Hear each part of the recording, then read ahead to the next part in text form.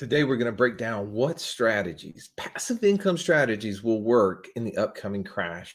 And I want to make sure that if you're an accredited investor, you're someone who's looking to be around other smart people. You want to be challenged. You want to be looking for ways to build not only 100% of your monthly expenses in passive income, but 200%. But you need to level up. You've got to get in the right rooms, have the right people who already have the right experience to help you level up. Then I want to encourage you to go to thepassiveincomeretreat.com. That's thepassiveincomeretreat.com. We have an event coming up in Denver, Colorado in October of this year, and you're going to not want to miss the opportunity to be in the room with these 7, 8, and 9-figure entrepreneurs to be able to get those ideas, those strategies, so you can level up to where you want to be. All right, today as we break down this approach, we're going to talk about 3 specific things, the 5 things needed to do a deal, what Joey and I have already learned and tried so far, and 3, our opinions on if we do have a stock market crash, if we do have a overall market crash happening, what strategies will work and which ones do we believe won't work during this time. Let's jump into our passive income report of July of 2023 right now.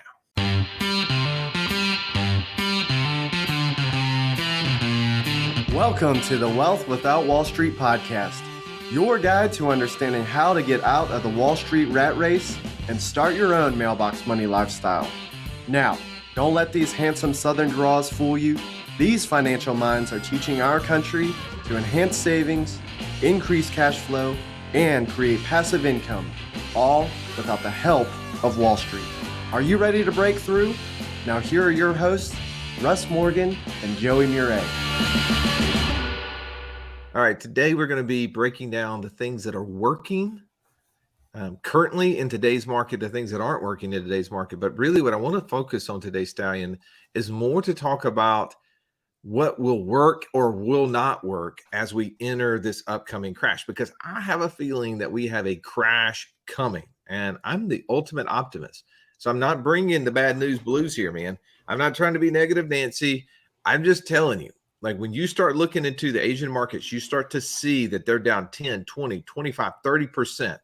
We're getting, friends in the real estate world, they are down. They've more real estate people, professionals are leaving the market than entering right now, right? We're seeing house prices. Every Zillow I'm following is dropping.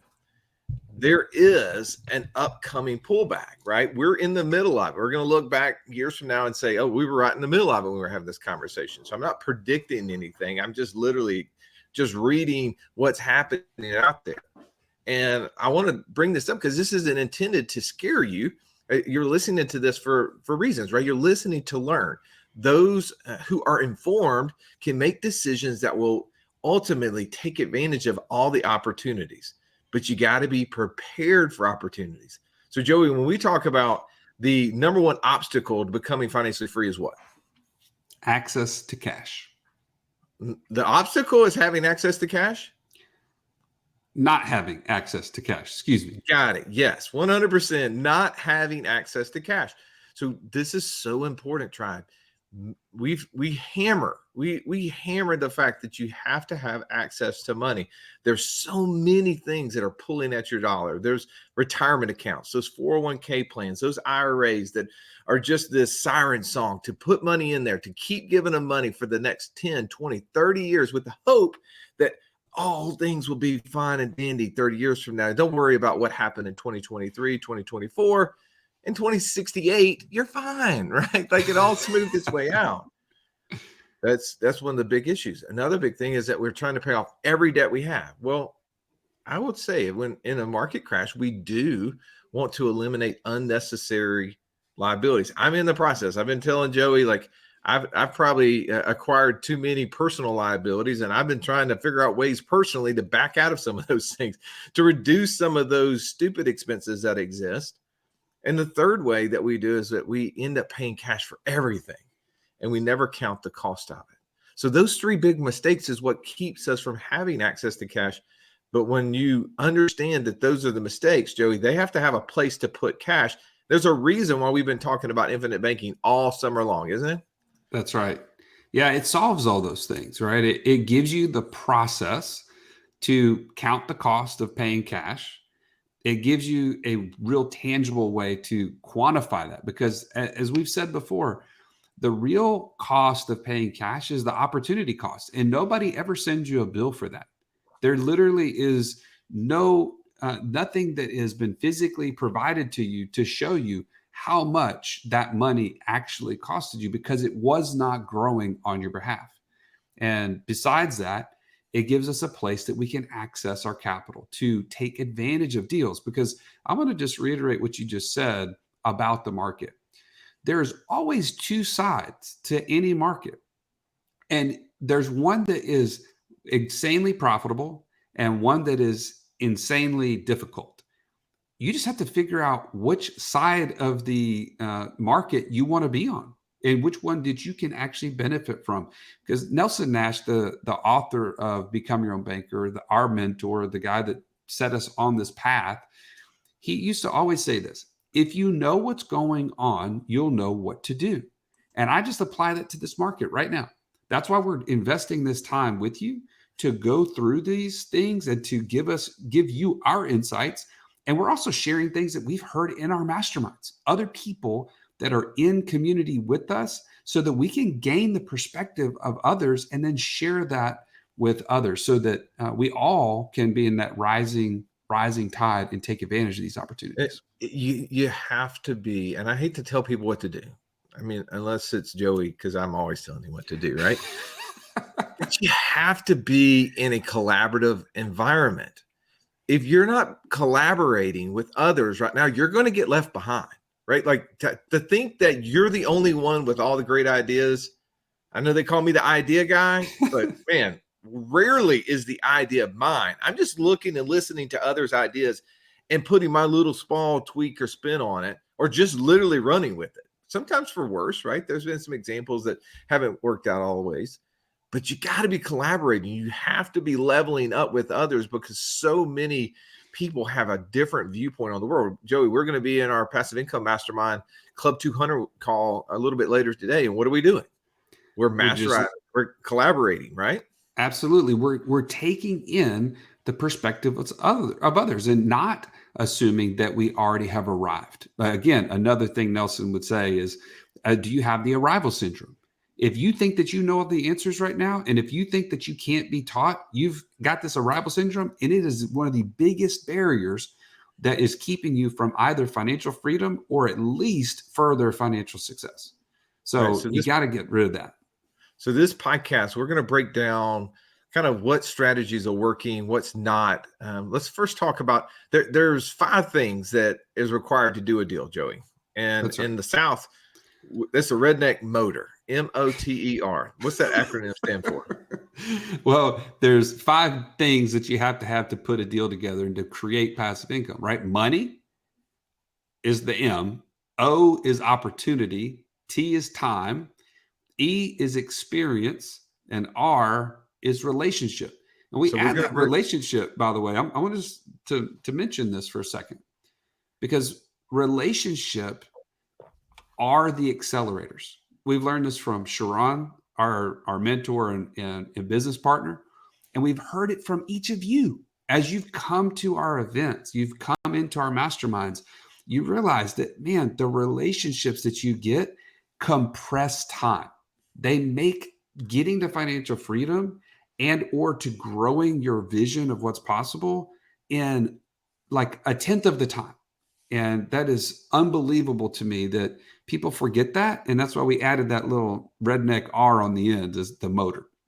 So we're going to come back. We're going to break that down a little bit, because I want to help you. If this is the very first time you're hearing us, or you're really early on your journey, you're trying to figure out how to build passive income streams, there's a lot of potential hangups you may have in that first section there. The second section, Joey, we've got to talk about what we've tried, right? Every single month we come, we show the world our passive income report. We started this 3 years ago with about $2,500 a month in passive income. We've grown it to where consistently it's in the 50,000, sometimes 60. I think last month, in the month of June of 2023, we were over 75,000, right? So we've had some successes, but we've also had several failures. So we're going to talk a little bit about what we're trying and what we're doing. But thirdly, we want to talk about I really want to hear your opinion on this, Joey. I want to think about, man, if we truly are going into a market crash, if we are going into an environment of a pullback, like maybe what we saw in 2009 and 10, what do you believe in this market will be working? And what are the things that maybe we're currently doing that we need to get out of? Because that will be huge to understand. And this is definitely going to be very opinionated, but it's going to come from an experience of where we are and what we're looking at. You cool with that, Joe? Absolutely. Yeah, I think that'll be really helpful. All right. Number one, motor. The M was for money. The biggest obstacle to becoming financially free. One more time, Joey. The lack of access to cash. Right. So many times you're sitting there and say, okay, in order to be able to put together a deal, to do a deal, I need money. And the answer is yes, you do need money. So if you've got your money stored somewhere you can't touch it, it's going to potentially be a hindrance for you taking advantage of opportunities, being able to get into deals, to even see deals, right? So many times people don't even look at deals, don't even get an opportunity to see deals, or see too few of deals to know which ones are really good or bad because they have no money or they have no access to money. So you need to understand that this is such an important factor. It's why having cash value life insurance is our key ingredient for keeping our money liquid, because we don't want to stick it in the bank. I mean, I'm just telling you, if things are failing, you know who else is potentially going to fail? The banks. Go back and look at 2008, 2009, 2010. We had almost 500 banks failing per year during that time. And we're starting to see the uptick in the banking world. I don't want to get all my money there, right? I want to be very cautious. I want to protect it. That's the reason why we do that. People are like, is it because life insurance is so great? It's not that because it's so great. It's because it's safe, right? These companies are hundreds of years old. There's a reason why we store money there. It's safe from taxes. It's safe from creditors. It's safe from the fractional banking system that exists.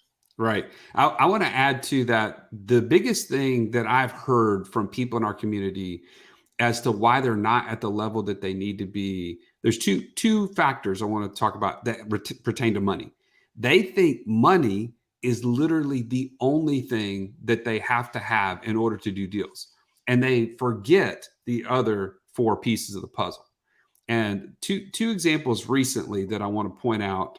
Two people in our community, one in our mastermind, had a guy that he's like, man, I really love the people in the mastermind, but I think I'm going to have to get out. And I was like, what are you talking about? That makes no sense. He's like, I just feel like they have more money than me. And so they hear of a deal, they could take advantage of it, but I don't have access to as much money. He's more of an entrepreneur. He's more of like building businesses from scratch. And that's kind of been his MO this whole time. And I said, but do you think that the best investors in the world always use their own money to do deals? It was just a simple question. And he was just pause right there. Replay what Joey just said. Do you believe that the best investors in the world always use their money to do deals? Keep going. Sorry. The answer is emphatically no, because everybody has a cap on their own money, but there's something unique whenever you put yourself in a position to learn all of these different passive income streams. You're getting on these calls, you're investing in yourself. All of a sudden, you start to see the world around you, and there's a lot of people in your world that don't have access to those deals. They don't have access to the experience that you have. They don't have access to the experts that you're learning from. And if you don't take that and offer the opportunity for those people to join you in investing, number one, you're limiting yourself. And number two, you're actually in some ways being really selfish because you've got this knowledge that so few people have. And whenever I put it to him like that, it was like a light bulb went off for him, because he's naturally a person that wants to give back. He's naturally a person that wants to invest in other people. In fact, many of the businesses he started, he's put operators in that he loves and wants to support. And they've been successful as a result of them working together. But man, when I put it into in a light like that, he was like, wow, Joe, he's like, you're right. I need to be thinking much, much bigger, that the money that I need to do deals is not necessarily always mine. It's all the people around me. So I'm gonna take the T and the E and put them together for an example, just to reiterate what you just said there. So the M in this redneck motor was money, right? That's right. The O is having opportunity, right? Opportunities. You might be the one who is in a job who's able to see the opportunities, right? We have Rick Rao that was on our podcast recently. He spoke at an event that we were doing where he was saying how he had opportunities coming at him, but he didn't know how to take advantage of them because he didn't have the money. But all of a sudden, he started to use two things that he did have: time and experience. Yep. Right? He had experience in working in a development space. He had time once he was able to do one deal and walk away from his job, had enough income from doing that deal to be able to free him up for 12 months to work on another one. So he freed up time. So then he could be the one who could then take the opportunities that he had available, the time that he had available in his background and experience, and utilize and partner with other people's money to do the deals. There's so many ways to get deals done, but so few of us will actually get creative. We'll say, oh, Russ, that T is the one I don't have. I don't have any time. Man, I wish I had more time to fill in the blank, spend it with my family, be able to, go to the gym. I'm in poor health because I've just run my body to zero. I don't have time because I'm 50 years old and there's only so many more years left on this ticker before I'm not able to be able to go and work. I don't have time because my job demands 80 hours a week of me. Well, if you don't have time, then that's the thing that you have to start to get. You have to find the angles to help you with that. So the M was money, O is opportunity, T is time, E is experience, right? I have another mastermind member who had experience in doing land flipping in a really big way. And what did he do, Joe? He went and partnered with another guy who was helping him solve the money problem. And they started doing deals, $100,000, $200,000 deals, flipping them for cash for 50 to 100% profits. And what ended up happening is they were, as he continued to gain experience, continued to utilize the time he had and partner with somebody else's money, opportunities kept flowing, right? The O kept flowing. 100%. And what did he do? He started finding ways to do larger six-figure deals, now starting to do seven-figure deals. All of that was available because he had access to opportunity, he had time, and he had experience. The last one, Joey, was the R in motor. Hit on that. That's right. And what you're talking about is sometimes the money comes from relationships. And it's not always the money side that comes from relationships. Sometimes it's the opportunities. Because I know so-and-so, they're now giving me access to deals that nobody else has. That's my unique ability. Now I can go out to the marketplace with and do that. I'll give you another example. I just actually talked to our friend Larry Murray. And Larry is a firefighter. He's a captain of a firefighting place in Baltimore. And what he told me is, man, he's got opportunities all the time. He can underwrite a deal like crazy. But what he always needed was access to more money. He needed people. He said, I'm really not good at capital raising. But do you know, he has been able to be involved in multiple multifamily deals. And now he's even venturing into short-term rentals because he's never let that stand in the way of him expanding, because he can always find through relationships, either in the community he was in with the multifamily or within Wealth Without Wall Street, he's been able to find the money. It just is there. It's abundant. And we have to get out of this idea that it's always scarce or something that is hard to come by. Well, here's the thing is we're talking about the pending, upcoming potential crash, right? Well, boy, there's going to be a lot of conversations happening around the water cooler. There's going to be a lot of conversations happening at the kids' sporting events, family reunions. People are going to be trying to figure out, what do I do now, right? Because over the last 8 to 10 years, even though the last 2 years in the stock market has been crap, last 10 years, people have just been printing money, right? I mean, in effect, that their account values have been going up. They ain't actually been taking any money, just to, that's great. That's great cash revenue for all the financial people in the world that get paid fees on it. They actually have been getting the money, but everybody else is just watching their account values go up. And you have to be really bad to have lost money as the government has just been increasing the money supply. But what we've seen is the stock market over the last 2 years gone flat, right? It's actually even a little bit down. So people are going to start, when it starts going down though, like it's been kind of flat, but when it starts losing 5, 10, 20, 25%, that's when people start going, ooh, what do I do now? And they start asking questions. They start looking around. Well, man, there's the opportunity. You got relationships all over the place. So the opportunity to build relationships, to talk to people, to go to events. We're about to have an event. I don't know if this is going to go live before then or not, Joey, but we're going to be live in Nashville here at the end of August. And the relationships are the accelerator. That's where people will develop opportunities with connections, people that they can learn from, that they can do deals with, that they will be able to, ask questions of in the future. Relationships are so huge. Why did we start this podcast? Because we didn't know where the deals were. We didn't know where to take our cash values and deploy them to create passive income. So we went to the source, to the people who are the experts. And did we just do the podcast and never talk to those people again? No, we followed up. In fact, you know him, you love him, Mark Podolsky, the land geek.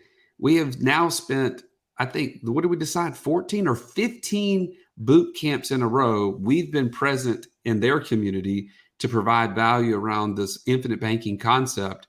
And that he's been present now is a member and a founder of our passive income mastermind. So those relationships have continued to grow. And it's just a matter of, where did it all start? Just a simple interview to share that with you. Well, and without that relationship, right? Without having done that podcast, without deepening that relationship, going to where we actually could learn more about it, we wouldn't have been doing land flipping, right? That's so as right. we move into this second section, I want to talk about what we've tried. We've tried a lot of things. We've done land flipping. We'll talk about that in a second. We've done short-term rentals. We have done crypto mining. We have done syndications. We've got into the course creation, affiliate marketing. We've done private lending of lots of different ways. We've started investing into small companies, startup companies. We've even created minimal revenue in the Turo and the revenue RV share space, right? Like we've tried a bunch of things. It'd be hard to say many people over the last 3 years have tried as many different types of things as we have. True statement? Yeah, I mean, if you get paid for trying, we would be just striking gold for sure. Well, here's the thing, though. When I think we have been paid for trying, right? We started our passive income report in July of 2020 with about $2,500 a month in passive income. That's right. If you've listened to our show for any length of time, you've heard us talk about infinite banking and how we are able to use that concept to create over $50,000 a month in passive income. But it's just not that easy to figure out, how does this all connect into my own personal system? Stallion, that's why we created the passive income operating system, bro. It shows you how to turn active income into passive income. It makes all the steps come together.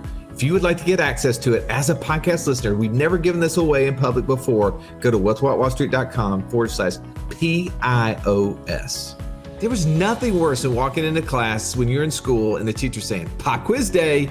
Why? Because you were unprepared. Are you unprepared though for financial freedom? Don't be. Find out how close you are by taking our 30-second quiz at wealthwithoutwallstreet.com/quiz. I'm looking at July's report for 2023, and we're just under 50,000, 49,000 and some change. Have we gotten paid for trying, Joey? We absolutely have.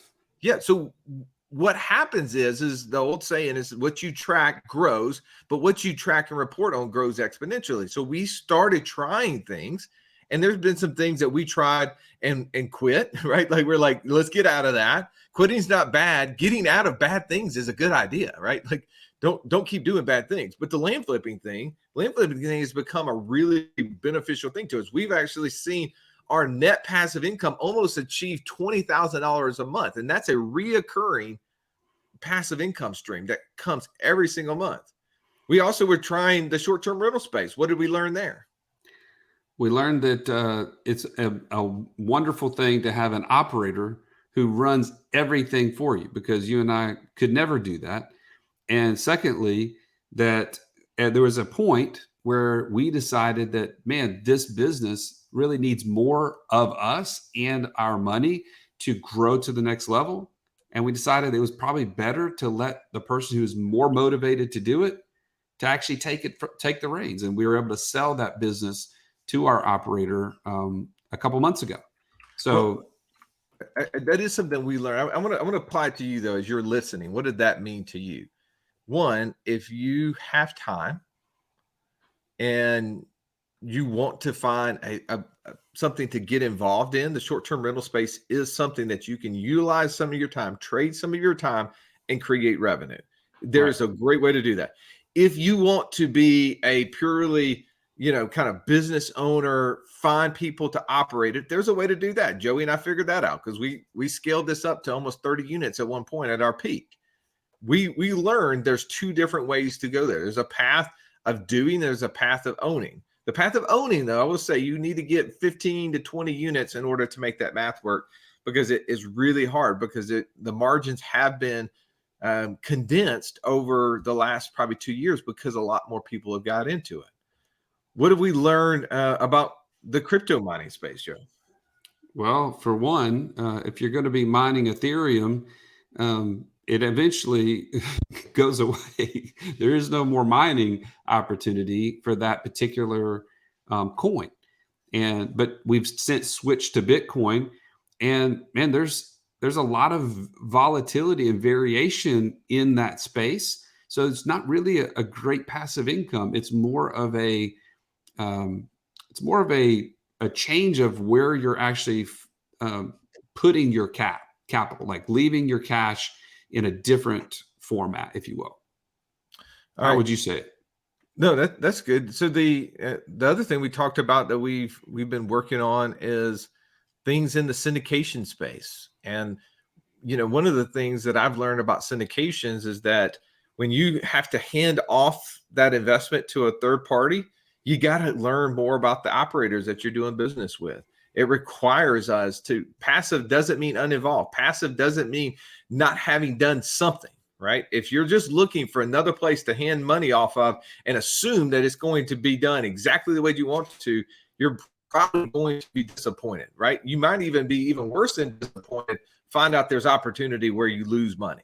So we have to be involved. When we get involved in syndications, we got to be able to know who the operators are. We got to understand why they're going to be successful in there. We have to do due diligence. If you don't know what all those checklists are, you got to be a part of a group that's doing that. One of the things we did in our passive income mastermind recently, we had a due diligence panel. We had some of the most successful people in the world, people who run $100 million fund, people who are CIOs for large family offices, people who are on the ground doing these things, helping give due diligence. You got to understand that. Joey, what about the Turo and RV space? What are some lessons that can be taken from this and applied? Well, first and foremost, I think it's not necessarily about creating a ton of cash flow. It's more about hacking. In my opinion, what we've learned is the Turo and the RV space, if you're going to own one and rent it, it's the amount of expenses that you don't see. Like, for instance, the wear and tear, like the depreciation and the maintenance and all those things that you don't necessarily see as clearly on the front end are actually really big killers on cash flow. And so if you go into it with the prospect that this is going to make me tons and tons of money, I think you're going to be disappointed. And what's a realistic expectation on a monthly basis per vehicle? Do you think somebody should say, if I'm going to do this, I'm going to count in all the money, how much money per month should that person anticipate making? I want to say it's probably $200 or less per month. I would agree with that. What would you say? Yeah, no, I think, hey, my first job out of college, man, 4 years, I was I was slinging rental cars for Enterprise Rent a Car Company, man. I lived in 3 different states, like 5 different cities. Boy, I was all over the place learning this business. And a great month was if we average $150 a car on the operating side. I think that is a realistic expectation. But to your point, you were accounting for all those things on paper that most people don't consider, like the depreciation and all those things. Am I correct? Yeah, 100%. But I want to challenge something you said there. One, because I'm learning from my end. I've learned that you cannot car hack on Turo. That doesn't exist. I think it used to, but the way the commercial insurance world has changed, unless you have 5 cars or more, you can't do basically private rental to yourself. Right. So now you can't car hack. So that's what we were going to do. That was our thought process. Oh, we'll get a couple cars and then we'll do some car hacking for our teens. How about for you, man? Like with the RV, like, can you, like, if you rent it, or do you have to rent it to yourself? Like, how can you drive it and it actually be covered? So the operator that I work with has fleet insurance that I can pay the just daily amount of what that is whenever I take the RV out for myself. So when we travel in October for our family trip, we're going to just pay the daily amount of the fleet insurance, and that will cover us. But the good news is that I don't pay private insurance on the vehicle during the rest of the year because it is covered under that fleet insurance. So I was able to save about $70 to $80 a month on that particular, what I was paying previously. So that when I use it, I only pay as I use. Well, so the lesson I've learned in the Turo, I see it as a scale thing, right? If you're looking just to learn and get experience running a business, you've never done something, man, great, right? Like you can do it. And if you keep it small enough, you're going to learn profit and loss. You're going to learn marketing. You're going to learn customer service. Like it's a great little learner business. That's the reason I wanted to do it for my daughters. If you think this is going to be your pathway out of the rat race, I just don't see it unless you can scale it to 20, 30, 40 cars, because it's going to take a decent amount. And in order to do that, you're going to have that business owner mindset. You're going to have the skill set to be able to manage people, manage assets. There's just a lot that goes into that. So just be careful as you go into that. I just want not to set you up for failure, but to set you up for success. The private lending business, Joey, being in we've done 2 different deals where we've lent to both a private note fund, but also most recently being an investor in a platform that you and I love, TriVest, right? Like that's where right. we were actually getting excited to be in that business and helping this business grow and doing some private lending just to the company itself. Yeah. I mean, at the end of the day, if you're not familiar with TriVest, I want to encourage you to go check it out. In fact, I think we have a link here. If you go to trivest.com/partners/WWS. I mean, that's a mouthful, but hopefully you're watching this on YouTube and you can see it on the screen. TriVest helps with exactly what you and I were just talking about in the motor, right? Let's say you have the opportunity, you have the time, you have the experience, but you need the money. And there's people around you that want to be involved, and they need access to those type of opportunities because their money's just sitting on the sideline. It's actually getting eaten by the termites in their wallet, which we call inflation. And you can go on TribeVest and start a tribe to invest in those opportunities that you found. You can invite friends and family to invest with you. And they've made it simple. They've made it easy. And that's why you and I are passionate about both having Travis Smith, their CEO, at our events to share this good news with people, but also that we want to back it. We want to encourage people to use his platform because it solves a major problem, and they do it better than anybody else that we've ever seen. So that's what's motivating me to be a part of this, and encourage you to check it out.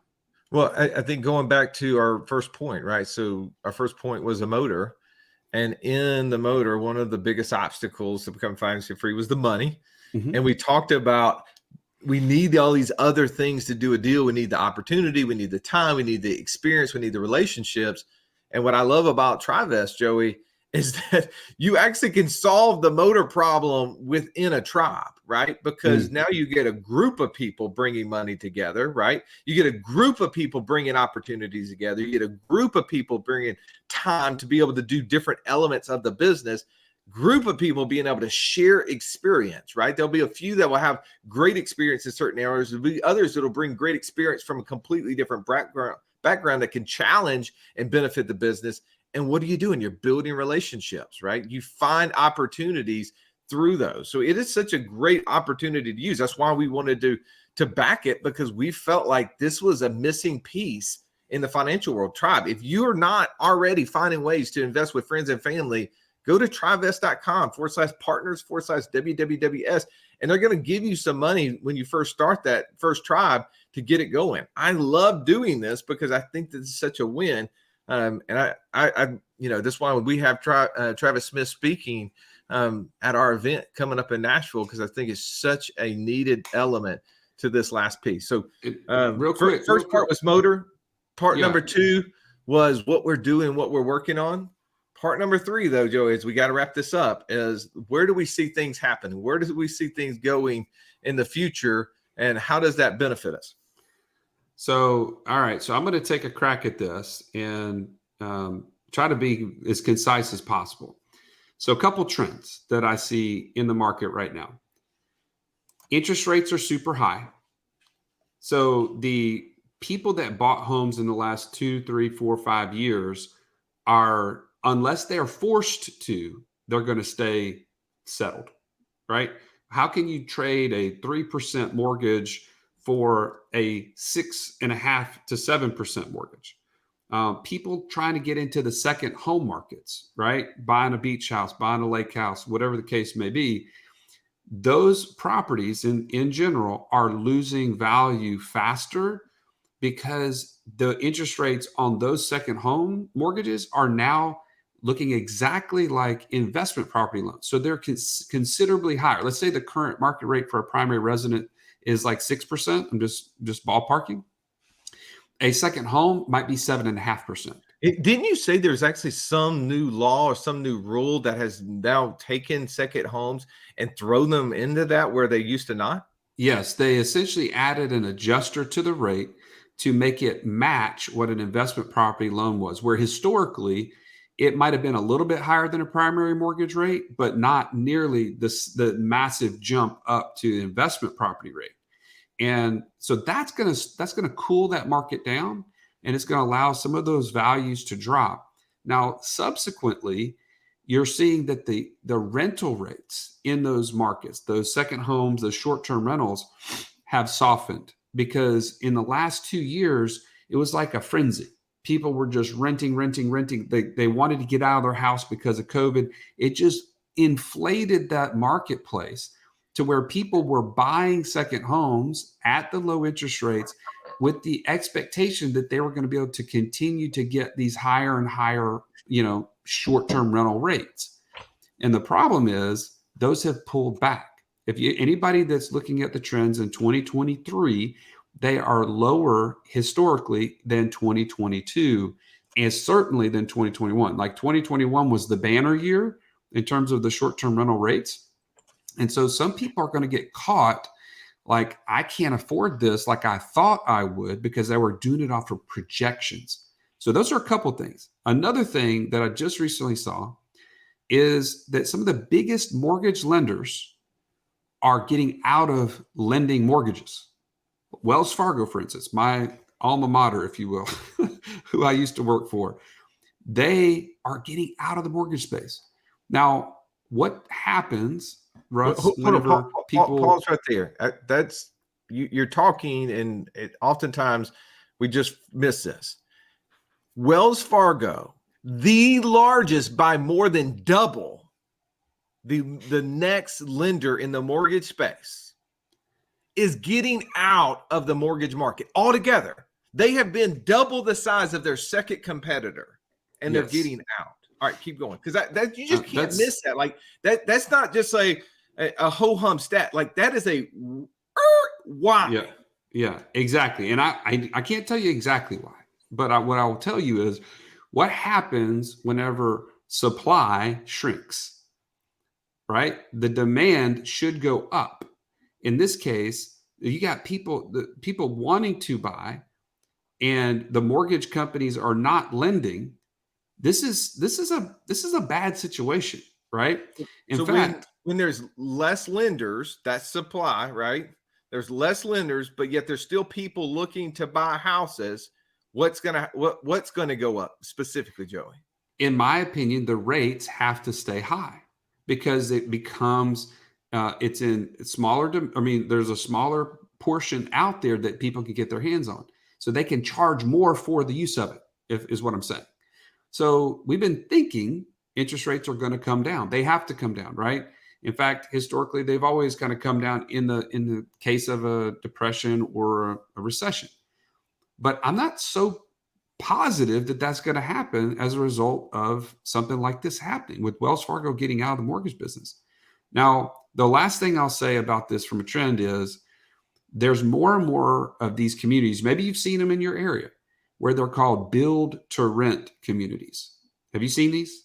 Yeah, we You know what got I'm talking about? one like literally at the front of where I turn in to come back here to our little community is a build to rent. They put in 60, 70 homes. There's two different versions in there, and they put up 60 or 70 homes, Joey, in less than 3 months. I mean, just whoo, and now they're full.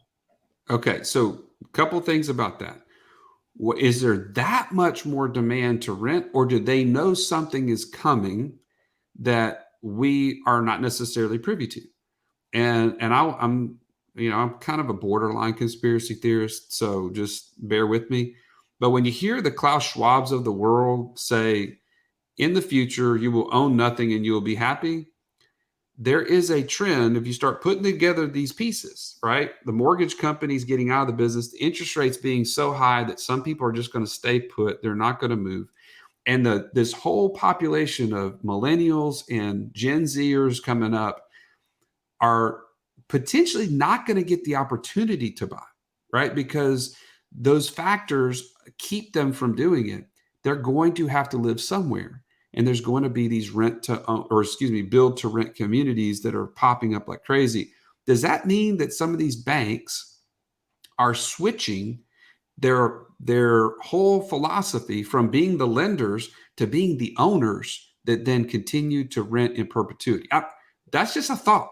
I mean, what are your thoughts? Here's the thing: is that when people are saying, "Well, man, if we're building homes, aren't these groups going to be borrowing money from Wells Fargo?" And the answer is no, right? Like the three big players in the mutual fund world that have like 85% of all the ETF money out there, they are getting all the pensions, right? All the private pensions monies they've got. So when the BlackRocks of the world go out and buy thousands, tens of thousands of homes in cities, are they going to Wells Fargo and taking out a loan for 80%? No. Heck no. No, they're paying cash.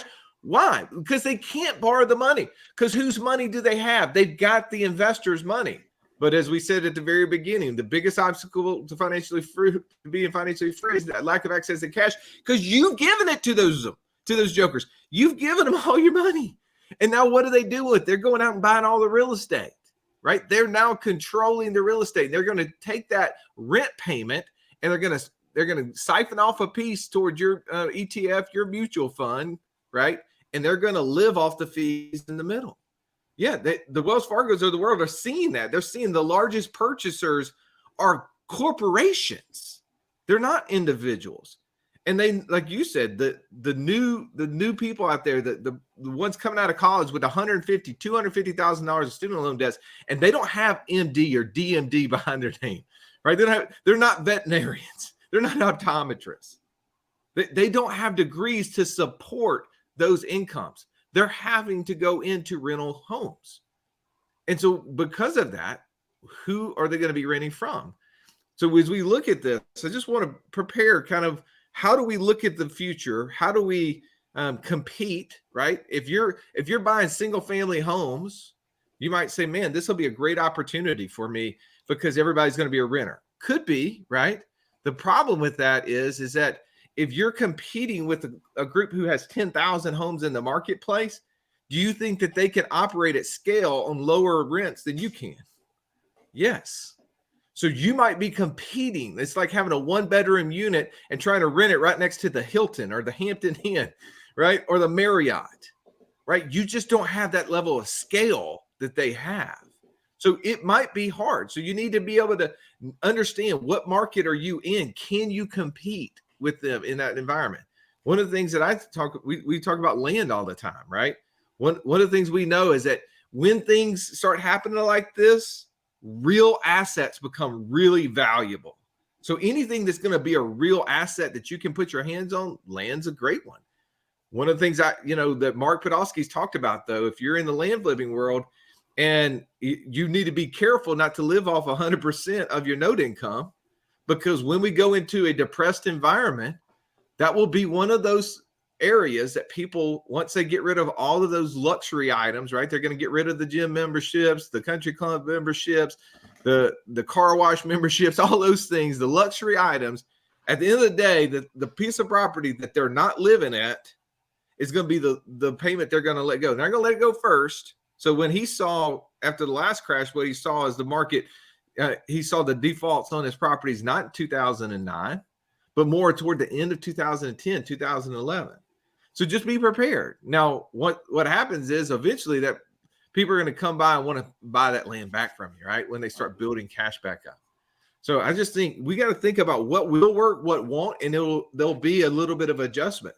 Being in the retail space, man, like we've already seen the retail world changing. We've got commercial realtors calling us, trying to figure out how to reposition assets because they're seeing the market change there.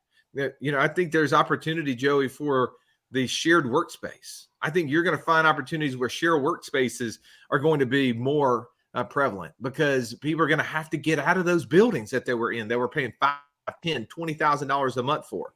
And now they're having to cut back. They're going to say, man, I don't think I can do it from home like Russ and Joey do. Right? That just doesn't work for me. But they're not going to go back and own a piece of property or carry the rent of a 2,000 square foot building. They're just going to go in a shared workspace. I think that there's opportunity for people in that world. Obviously, we're continuing with the baby boomers retiring at 10,000 a month right now. It's going to continue to grow over the next 5 to 10 years. I think anything we can find to be in that world, whether it's the assisted living. We had that interview we did with tell me his name, Bongiovanni. Yeah, Chuck Bongiovanni. Yeah, when he was talking about the residential kind of assisted nursing home facilities, the medical care facilities inside residential homes. So maybe we're turning single family homes into 3, 5, 8 person units like that. I think there's going to be an opportunity in that world. We got to find ways to get in front of that because that's continuing to grow. So there's lots of little ideas that I think will work, will not work. The key is that you have to be in community. You have to be in collaboration in order to not get left behind. I'm going to add just a couple other things, just practically, in light of what we've been talking about, that you should keep your eyes open for, that I know Russ and I are thinking about as well. If interest rates are going to be a deterrent to most people in the future, you need to be on the side of getting as much debt at the lowest interest rates as you can. Robert Kiyosaki says, I'm a billionaire in debt. And that's a smart thing for him to say because he's leveraged that debt to make all of the passive income that he has. So what does that mean for you? That means you need to learn things like subject to. You need to learn things like owner financing, looking for deals that are off market with people that are motivated, but they just haven't put it on the market yet. And when they realize that they could get a win-win situation with you to sell their house at a potentially higher price because of the financing that they provide you, that is a win. And you will be able to really take advantage of some of these things if you can lock in the debt at the lowest possible terms. The same is true with owner financing. When Russ talks about the boomer generation is getting to the point of retirement and they have both businesses and real estate that they want to get rid of, that they may have been renting a house and they're just tired of the maintenance of it. Guys like Jeff Stevens, who we've had on the podcast a couple different times, as well as had him at our events. He is the master of going to those people and creating a win-win where they can continue to get paid on the property, but have none of the headache of managing that property because they provide owner financing to you as the new buyer. That's huge. Now apply that same logic to their businesses, right? So the online businesses, Russ, I know you and I are looking into various different online businesses, both Amazon and other types of things like blogs and newsletters and other things like that, that could support our business as well as other businesses that we own, that we could own or finance those businesses from these boomers who just have a great business, but they're just tired of working on them.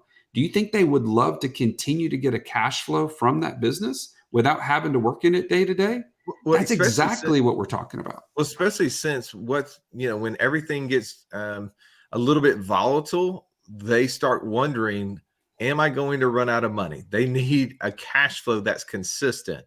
They don't need to worry, is their renter going to stop coming? So if you can come in and become that person who can provide consistency to them, just to the example, Joey and I bought a house last year under subject to where we took over the mortgage of the existing homeowner at like 2.75%.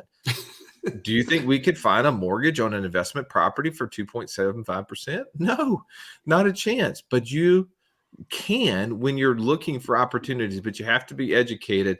I know this went a little bit long. Hopefully this was something that helped you. So if you're trying to figure out what's working, what's not, keep coming back. Every single week, we're going to keep trying to bring education, experience, and give you hopefully a community that you can plug into. If you need to get on a call, you just need someone smart to talk to, go to whatsaboutwallstreet.com/free call. Jump on a call with one of our coaches.